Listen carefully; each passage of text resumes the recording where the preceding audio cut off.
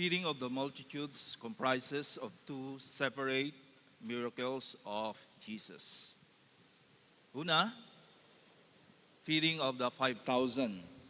Pangalawa, feeding of the 4,000. The feeding of the 5,000 is only recorded in the four Gospels, while the feeding of the 4,000 is recorded only in the book of Matthew and Mark. Bagamat magkaibang sirkumstansya, sa parehong pagkakataon, nangyari ang pagpapakain ni Jesus sa libu-libong katao.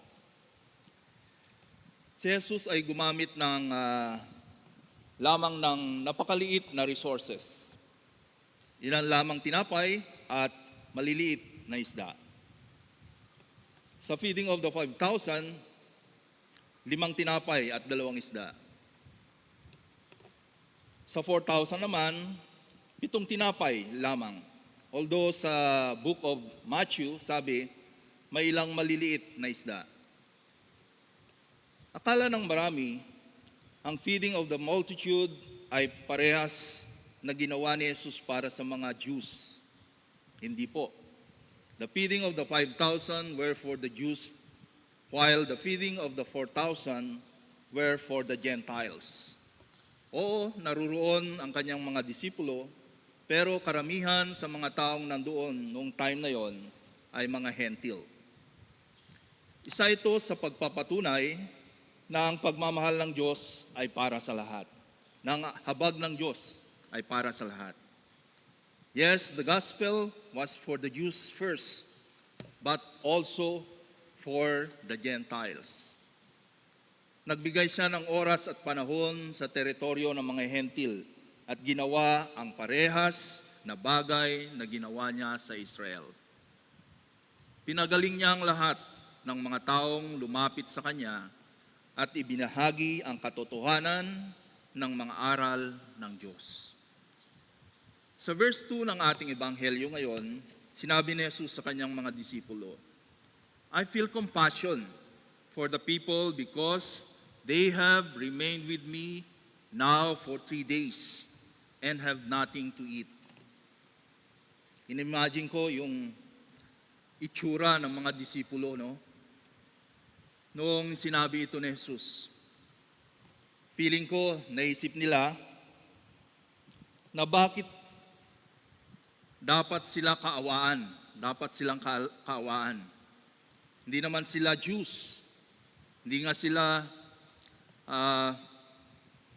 mabubuting tao. Hindi sila churchgoers. Sa totoong buhay, sila ang mga sumasamba sa mga Diyos-Diyosan. At sila ay mga pagans, mga undeserving. Kaya nga siguro nag-push back ang kanyang mga disipulo at tinanong nila si Jesus kung saan kukuha ng pwedeng ipakain sa napakaraming taong iyon. What they saw was the impossibility, not the opportunity. Bakit ang nakita nila ay imposible? Dahil hindi sila naging inclusive at yung puso nila ay iba sa puso ni Jesus. Walang compassion. Kadalasan po, guilty rin po tayo sa bagay nito. Tayo, kasi kahit po ako, kasama po ako dito, hindi po ako exempted. Sa ating mga ministry, minsan, ang una nating nakikita, yung hirap ng ministry. Conflict ng schedule. Wala tayong resources. At kung ano-ano pa. Hindi agad pumapasok sa isipan natin yung opportunity na makakapag-minister tayo sa ibang tao. Lalo doon sa mga taong kilala natin, lumalapit lang kung may kailangan. O sa mga taong alam natin na hindi naman gumagawa ng mabuti. Jesus has compassion on the undeserving. He also loves the unlovable. Katulad din sa atin. His love is too great to be limited to what we deserve. Every day, He feeds us. He provides for us. Katulad ng ginawa niya sa mga Israelita nung naglakbay sila papunta sa lupang pangako. Every day, He dropped a brand new food called manna. Pero, patuloy pa rin silang nagkakasala. Patuloy pa rin silang humingi ng bagong pagkain. Minsan, ito rin ang nagiging dahilan natin. We forgot the past provisions of God upon us. Nakakalimutan natin yung mga bagay na ibinibigay sa atin ng Diyos araw-araw. Kung kaya niyang ibigay ang kanyang bugtong na anak para lamang tayo ay maligtas, bakit niya ipagkakait sa atin ang ating mga pangangailangan? Ang kailangan natin ay magtiwala sa Kanya. Kasabay ng pagtitiwalang ito ay ang pananatili sa Kanyang presensya. Katulad ng mga hentil, nanatili sila sa presensya ni Jesus. Ang iba ay galing pa sa malalayong lugar. Naglakbay sila para makapiling si Jesus.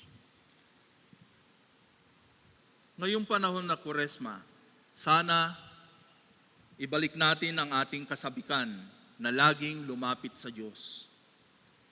To have an open heart for the Lord. The heart needing for the Lord. To listen to what God is telling us. Kasabikan nating pumunta sa simbahan, lalo pa at araw ng linggo. Dahil naghihintay sa atin dito ang pagkaing kailangan natin para tayo ay lumakas. Ang katawan at dugo ng ating Panginoon. Kasabikan po din natin ang presensya ng ating mga kapatid sa pananampalataya. Let us treasure every opportunity to minister to one another because we are all loved by God.